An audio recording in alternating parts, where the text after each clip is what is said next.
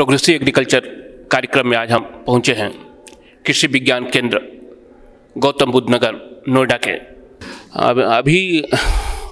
मैं थोड़ा सा जो अभी चेंजेज हुए हैं गवर्नमेंट की तरफ से, पॉलिसियाँ चेंजेज हुई हैं कि हम लोग हरित क्रांति के बाद केमिकल खेती की तरफ बढ़ रहे थे, अभी हम लोग नेचुरल फार्मिंग की तरफ बढ़ें, तो उसके लिए आपका विश्वविद्यालय ये केवीके किस तरह आगे का कदम बढ़ाएगा और उस पर क्या, जैसे अभी ICAR ने पिछले महीने एक लेटर भी निकाला था कि ICAR को इस पर शोध करना है, तो इस संबंध में क्या आपके केवीके करेंगे, आपकी यूनिवर्सिटी का क्या रोल रहेगा इस क्षेत्र के किसानों के लिए? देखिए, प्राकृतिक खेती को बढ़ावा देने के लिए हमारे माननीय प्रधानमंत्री जी ने 16 दिसंबर को गुजरात से आह्वान किया था देश के सभी किसानों से। हमारा जो कृषि विश्वविद्यालय है मेरठ में, उसके बहुत सारे कृषि विज्ञान केंद्र ऐसे जनपदों में हैं जहां से गंगा जी निकलती हैं।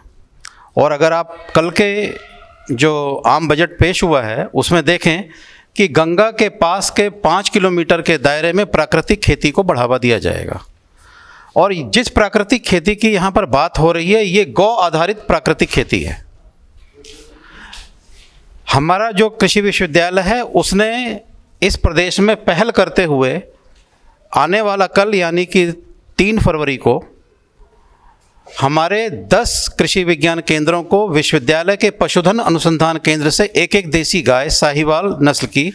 वो मुहैया कराई जा रही है। और वहाँ के प्रभारी अधिकारी कल विश्वविद्यालय से इसको प्राप्त करेंगे और अपने अपने कृषि विज्ञान केंद्र के जो फार्म है, प्रक्षेत्र है, उस पर जनपद के किसानों को एक मॉडल स्थापित करके दिखाएंगे कि कैसे नेचुरल फार्मिंग या प्राकृतिक खेती की जा सकती है। इसी को बात को आगे बढ़ाते हुए मैं कहूँगा, प्राकृतिक खेती या जैविक खेती, इसको हमारे बहुत सारे किसान कर रहे हैं, लेकिन सबसे बड़ी समस्या क्या आ रही है कि उनको उसका उचित मूल्य नहीं मिल रहा है।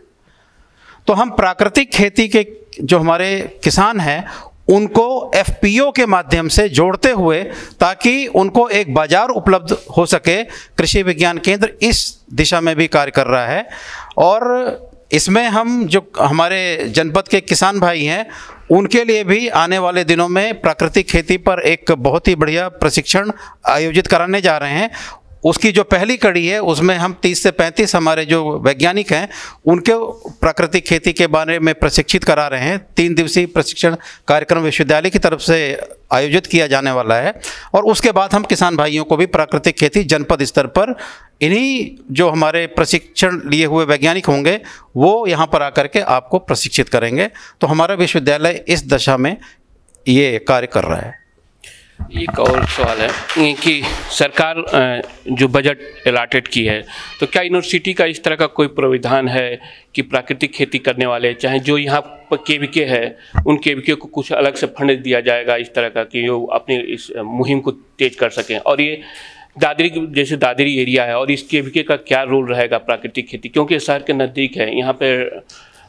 लोग नेचुरल फार्मिंग से जो ये प्रोडक्ट है तो NCR के बगल में है, तो लोग यहाँ अवेयरनेस हैं जैविक प्रोडक्ट के लिए, तो इस केवीके को कुछ अलग से इस तरह की सुविधाएं भी मुहैया कराई जाएंगी क्या? देखिए, सुविधा के रूप में सबसे पहले तो देसी गाय की ही आवश्यकता होती है, जो कि हम कल इस कृषि विज्ञान केंद्र को मुख्यालय स्तर से देने जा रहे हैं। इसके अलावा रही बात फंड की, तो जो इसमें फंड की बात है वो कृषि विभाग को उपलब्ध कराया जा रहा है। और इससे पहले मैं मुजफ्फरनगर जनपद में था तो मैं आपको जानकारी दे दूं कि 1 हेक्टेयर में 32,000 रुपये का इसमें प्राविधान था कृषि विभाग की तरफ से, जो किसान जैविक खेती में जुड़े हुए थे। तो ये जो फंड की बात है ये तो कृषि विभाग की तरफ से मिलेगा, जो किसान भाई इसमें शामिल होंगे। कृषि विज्ञान केंद्र का दायित्व है आपको नेचुरल फार्मिंग या प्राकृतिक खेती की जो तकनीकी है उसको उपलब्ध कराना। तो उसके लिए कृषि विज्ञान केंद्र हमेशा तत्पर है। और कृषि विज्ञान केंद्र को जो अपने मॉडल स्थापित करने के लिए धन की आवश्यकता है, उस धन की ना तो कमी अभी है और ना भविष्य में होने दी जाएगी। हमारे प्रधानमंत्री ने अभी क्लाइमेट चेंज के लिए गए भी थे, वो हुआ था, अभी 0 कार्बन की बात हो रही है, तो इस क्षेत्र में वेदर जो आपका डिवीज़न है इस क्षेत्र में क्या कर रहा है और अकॉर्डिंग क्लाइमेट चेंज हो रहा है तो उसमें फसल में क्या चेंजेज की संभावना है उस पर हमें थोड़ा सा बता दें। धन्यवाद। मौसम और जलवायु हमेशा कृषि के लिए समय समय पर और जगह जगह पर नुकसानदायक साबित हुआ है। और जैसे जैसे हम आपने सही बोला कि जलवायु में जो परिवर्तन है उसके चलते वल्नरेबिलिटी, कृषि की वल्नरेबिलिटी और बढ़ रही है, नुकसान के संभावनाएं और बढ़ रही हैं। तो ये ज़रूरी हो जाता है कि आज के दिन में जो क्षमता है मौसम और जलवायु संबंधित जानकारी उपलब्ध कराई जा सकती है, चाहे वो नीतिगत लेवल पर या जो अधिकारीगण हैं, चाहे वो केंद्र स्तर पर हो या राज्य स्तर पर हो या जिले स्तर पर, और फार्म के स्तर पर भी, मतलब कि खेतों के स्तर पर। तो इन तीनों स्तर पर काफ़ी कुछ जानकारी है और ज़रूरत है इसको समाहित करना। कृषि के लिए जो निर्णय लिए जा रहे हैं उसमें समाहित करना सिर्फ किसानों के स्तर पर ही नहीं, नीतिगत स्तर पर भी ज़रूरी है, ताकि इसको जलवायु परक बना सकें, मौसम परक बना सकें। अब थोड़ा सा मैं ये बताना चाहूँगा कि क्या प्रयास किए जा रहे हैं, सामूहिक प्रयास, सिर्फ मौसम विभाग ही नहीं, मौसम विभाग द्वारा जनित मौसम संबंधी जानकारियाँ, लेकिन इसको आगे कैसे पहुँचाया जा रहा है। तो ये आपका भारतीय कृषि अनुसंधान परिषद और भारत मौसम विज्ञान विभाग दोनों मिलकर, और राज्य कृषि विश्वविद्यालय और राज्य सरकार और सरकार के दूसरे विभाग भी, इनके साथ मिलकर हम लोग और जो भी मौसम संबंधी जानकारी है, मध्यम रेंज में हो या एक्सटेंडेड विस्तारित रेंज में हो जानकारी मौसम की, चाहे वर्षा हो, तापमान हो, हवा के बारे में जानकारी हो, आर्द्रता के बारे में जानकारी हो, इन सब का असर पड़ता है कृषि के कार्यों पर। तो ये जानकारी ले जाने के लिए बीच में एक ऐसा व्यवस्था होनी चाहिए जो इस मौसम संबंधी जानकारी को समझे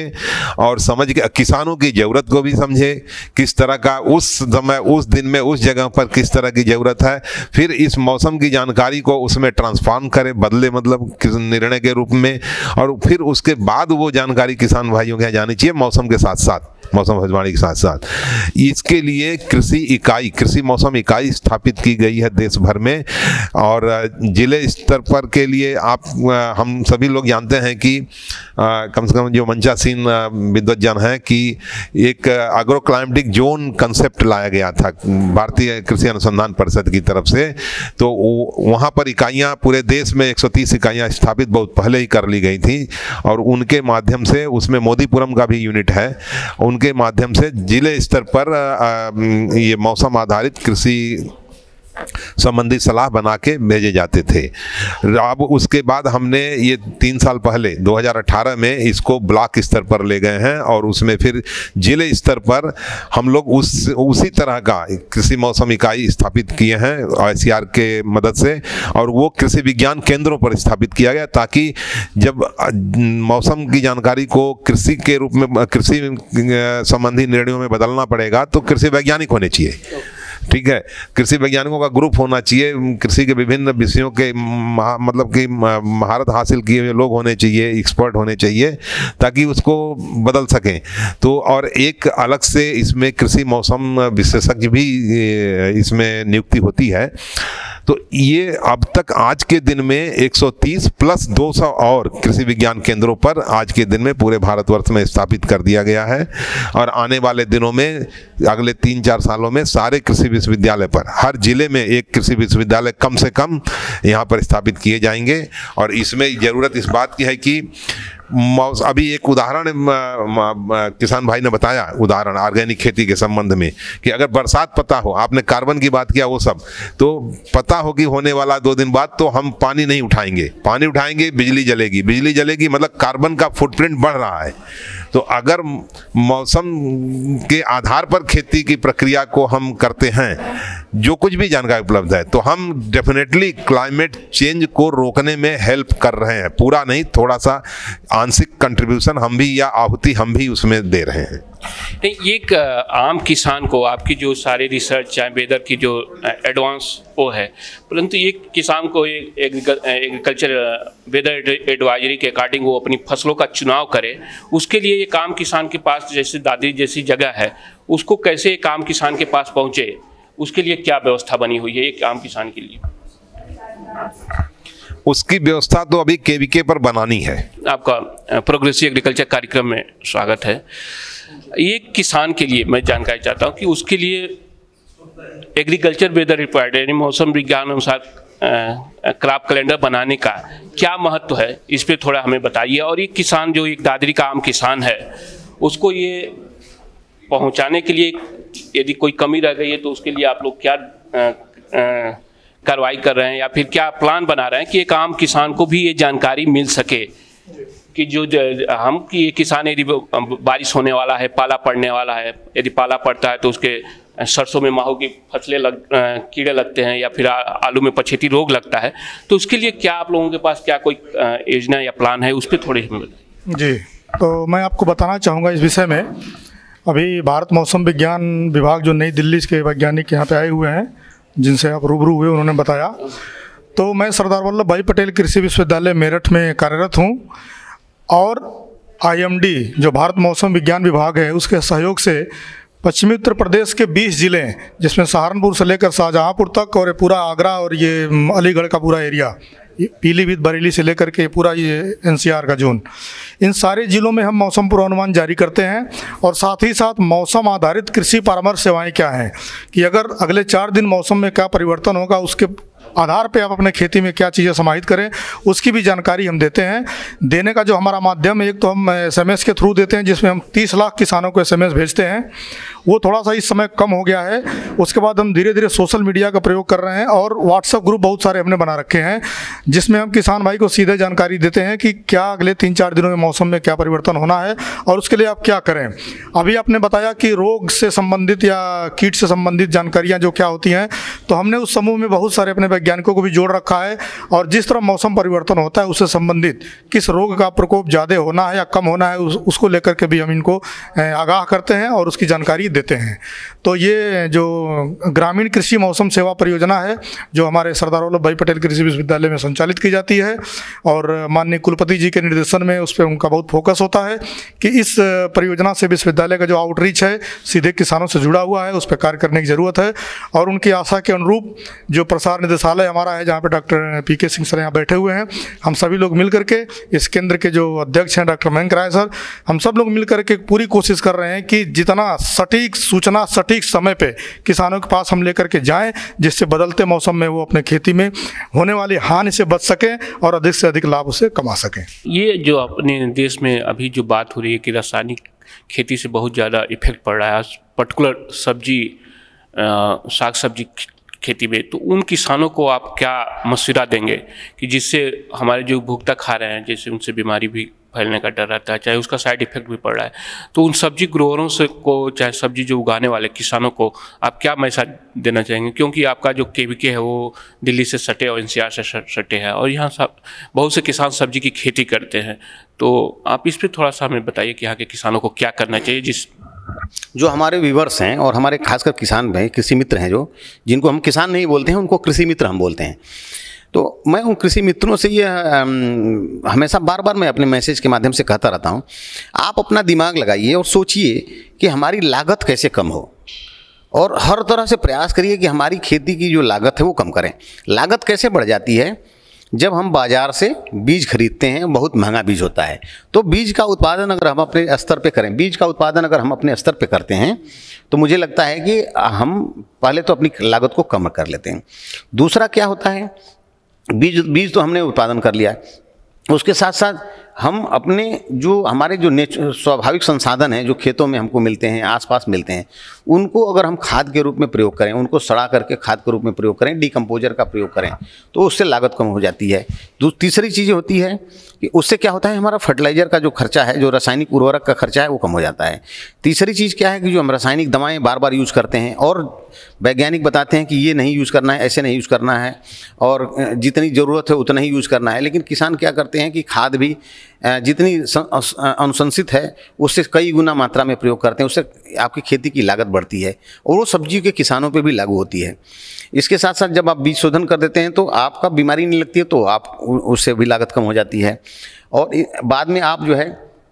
सिंचाई जैसे है, सिंचाई में क्या करते हैं, आप एक बार पूरा पानी लगा देते हैं। तो भारत सरकार की बहुत सारी योजनाएं हैं, प्रदेश सरकार की योजनाएं हैं, जो आप खासकर सब्जियों में और फलों में आप क्या कर सकते हैं कि आप स्प्रिंकलर इरिगेशन का प्रयोग कर सकते हैं, जो बूंद बूंद सिंचाई की बात कर सकते हैं। जैसा कि भारत सरकार ने, भारत के प्रधानमंत्री जी ने कहा है कि जो है पर ड्रॉप मोर क्रॉप, तो पर ड्रॉप मोर क्रॉप के हिसाब से जो बहुत कम पानी में आप कैसे ज़्यादा से ज़्यादा फसल ले सकते हैं, ये बहुत ज़्यादा इंपॉर्टेंट है। तो लागत आप कैसे करेंगे, अच्छा सबसे बड़ी चीज़ है लागत। जब आप कम कर लेंगे, सिंचाई कम करेंगे, जितनी ज़रूरत है उतना करेंगे, जितनी ज़रूरत है उतनी खाद का प्रयोग करेंगे, जितनी ज़रूरत है उतनी रासायनिक दवा का प्रयोग करेंगे, अच्छी तरीके से खेती करेंगे, वैज्ञानिक तरीके से खेती करेंगे, कृषि का विविधीकरण करेंगे। धान गेहूँ लगातार किसान लेते रहते हैं, तो मैं ये कहता हूँ कि आप धान गेहूँ के अलावा उसकी अच्छी प्रजाति ले लीजिए और एक साल में एक खेत में 4 फसल कम से कम लीजिए, जिससे कि आपकी आमदनी बढ़े। और उसमें फलों का समावेश, फल वाले जो पौधे हैं उनका समावेश करिए, सब्जियों का समावेश करिए, दलहनी फसलों का समावेश करिए, तिलहनी फसलों का समावेश। अब आप देख रहे होंगे सरसों की खेती बहुत अच्छी तरीके से, सरसों का रेट बहुत अच्छा मिल रहा है। गेहूँ है, तो जितने जो गेहूँ हो, धान हो, तो जितनी चीज़ें हैं अगर आप इसको सीधे कंज्यूमर तक ले जाएंगे, एक तो आप खेती की लागत आपने कम कर ली और सीधे जो उत्पाद है उसको आप कंज्यूमर तक, मतलब उपभोक्ता तक अगर ले जा रहे हैं, तो मुझे लगता है कि आपकी दुगनी तो मैं नहीं कर रहा हूँ, हमको लगता है 4-4, 5-5 गुना आमदनी किसान ले रहे हैं। तो इस तरीके से आप इसको अपनी लागत को कम करके और आमदनी ज़्यादा से ज़्यादा ले रहे हैं और सब्जी को समावेश कर रहे हैं। सब्जी में क्या होता है कि बहुत ज़्यादा आमदनी होती है, सब्जी में बहुत ज़्यादा आमदनी होती है। लेकिन क्या होता है, सब्जी किसान क्या करता है कि सब्जी का उत्पादन करता है। अब मान लीजिए उसको 5 एकड़ से सब्जी की खेती करनी है या 2 एकड़ की सब्जी खेती करनी है, गोभी की खेती करनी है, एक साथ वो बो देता है। मैं ये उसको कहता हूँ कि आपको 2 एकड़ की खेती करनी है, तो आप क्या करो, आधा एकड़ आज बुआई कर दो, समय से पहले बुआई कर दो आधा एकड़, उसके 15 दिन के बाद फिर आप बुआई कर दो, उसके फिर 15 दिन के बाद बुआई कर दो, उसके बाद 15 दिन। तो उसमें क्या होगा कि जो समय से पहले आप बो देंगे उसका रेट अच्छा मिलेगा, और उसके बाद जब सबकी गोभी बाजार में आएगी तो आपका रेट डाउन हो जाता है। और सबकी जो गोभी ना आई या सिर्फ आपकी गोभी जाती है या आपकी सब्जी जा रही है, तो उसका मतलब रेट आपको अच्छा मिलता है। तो उपभोक्ता तक अगर आप सीधे ले जाते हैं, मंडी में ना बेच करके सीधे उपभोक्ता तक ले जाइए, इसको हम बोलते हैं डायरेक्ट मार्केटिंग टू द मतलब at the level of consumer. तो उपभोक्ता तक अगर आप ले जाएंगे तो आपका रेट आपको अच्छा मिलेगा। तो लागत कम करें, उपभोक्ता तक ले जाएं और विविधीकरण का प्रयोग करें। आंवला भी आप कुछ लगा लीजिए, कुछ पपीता लगा लीजिए, कुछ केला लगा लीजिए। तो अगर आपके पास, तो उसको बोलते हैं हमारे वैज्ञानिक भाषा में इंटीग्रेटेड फार्मिंग सिस्टम, समन्वित कृषि प्रणाली। उसमें आप मछली का भी उत्पादन कर सकते हैं, उसमें आप जो है आप पोल्ट्री भी ले सकते हैं। बहुत सारे जो है किसान उसमें जो है बत्तख का पालन भी करते हैं, गोटरी की काम करते हैं। तो विविधीकरण अगर आप करेंगे तो सब्जियों से आपको आमदनी जो हो रही है ये आपको सपोर्ट करेंगे। और सब कुछ करने के बाद आप क्या करेंगे, इसको वैल्यू एडिशन कर लीजिए। मतलब गेहूं को आटे में, चावल को धान को चावल में, और प्लस इन सारी चीज़ों को करते हुए अगर आप जैविक रूप में जाते हैं तो आपको जो उत्पाद 5 रुपये 10 रुपये में आपको बिक रहा है वो जाकर के बाजार में उपभोक्ता तक 80 रुपये 90 रुपये 100 रुपये किलो तक बिकता है। तो इस तरीके से आप कैसे लागत ले जाना, लेकिन किसान को अपनी प्लानिंग और अपना दिमाग लगाना पड़ेगा कि हमारी लागत कैसे कम हो और कैसे ज़्यादा से ज़्यादा हम पैसा कमाएं। डॉक्टर साहब, आप एक तो पशु सुरक्षा विशेषज्ञ होने के नाते आपने किसानों को इस पर जानकारी दी। आप एक इस कृषि विज्ञान केंद्र के हेड हैं, तो ये कृषि विज्ञान केंद्र इस क्षेत्र के किसानों के लिए क्या क्या रोल निभा रहा है, उनकी क्षमता के विकास हो उसके में आपका क्या रोल निभा रहा है कृषि विज्ञान केंद्र, इस पर हमें Indian council of agriculture research के द्वारा जो है देश के करीब 750 भारत सरकार के सौजन्य से 750 कृषि विज्ञान केंद्र पूरे देश में बनाए गए हैं। और हमारे जनपद में, पश्चिमी उत्तर प्रदेश में किसी जिले में 2 कृषि विज्ञान केंद्र हैं। हमारे जनपद में 1 कृषि विज्ञान केंद्र है गौतम बुद्ध नगर में। कृषि विज्ञान केंद्र का क्या है, जैसे अभी हम प्राकृतिक खेती पे बढ़ावा दे रहे हैं। हमारे पास स्थिति ये है कि किसान आ जाते हैं हमारे पास और हम किसानों के खेत पे जाते हैं और किसानों से वार्ता करते हैं, उनकी जो बातें होती हैं उनको हम समझते हैं और हम मौके पे उनको बस समझाते हैं। और फिर अगर हम उस विषय से संबंधित, हमारा अपना खुद का विषय नहीं है, तो हम टेलीफोन के माध्यम से दूसरे लोगों से उनसे चर्चा करके उनकी समाधान करते हैं। बहुत सारी जो फ्रंटलाइन डिमांस्ट्रेशन के माध्यम से भी हम काम करते हैं। और जितने कृषि से संबंधित विभाग हैं, उद्यान विभाग हो, मछली पालन विभाग हो, भारत सरकार के बहुत सारे रिसर्च स्टेशन हैं, उनके हैं, हमारा जो सरदार वल्लभ भाई पटेल कृषि विश्वविद्यालय, उनकी बहुत सारी योजनाएं हैं, औषधीय फसलें हैं, उसके बारे में उद्यान से संबंधित बहुत सारी चीज़ें हैं, बहुत सारे प्राइवेट कृषि विश्वविद्यालय खुले हैं, प्राइवेट कॉलेज खुले हैं। तो जितना कोऑर्डिनेशन मैक्सिमम हो सकता है किसानों के लिए उतना हम करते हैं। और हमारे यहाँ कृषि विज्ञान केंद्र में हमको किसी किसान को बुलाने की मतलब लेकर के आने की आवश्यकता नहीं पड़ती है। किसान अपने आप आते हैं, उनको पता है कि कृषि विज्ञान केंद्र एक ऐसी जगह है जहां हम जाएंगे तो हमको ईमानदारी से जो है सब कुछ चीज़ें बताई जाएंगी और हमें समझाया जाएगा। तो किसानों के यहाँ हम जाते हैं और किसान हमारे यहाँ आते हैं, और हमारे यहाँ कोई टाइम लिमिट नहीं है। हम हमेशा उनके और पारिवारिक हमारी व्यवस्था है। किसान हमको समझता है कि हाँ ये हमारे परिवार के सदस्य हैं, और हम किसान को समझते हैं कि ये हमारे परिवार के सदस्य हैं। इस तरीके से हम काम करते हैं। तो ये थे डॉक्टर मयंक कुमार राय जी, जिन्होंने पौध सुरक्षा संबंधित लाभकारी जानकारी देने के साथ साथ कृषि विज्ञान केंद्र का इस क्षेत्र के लिए क्या रोल है, चाहे देश में क्या रोल रहता है कृषि विज्ञान केंद्र पर, ये जानकारी दी। तो ये जानकारी हमारे किसानों के लिए बहुत लाभप्रद होगी, और आगे भी हम इस तरह की जानकारियाँ आपको देते रहेंगे इन कृषि विज्ञान केंद्र, रिसर्च इंस्टीट्यूट और कृषि विश्वविद्यालय के जानकार और विशेषज्ञों के माध्यम से। धन्यवाद।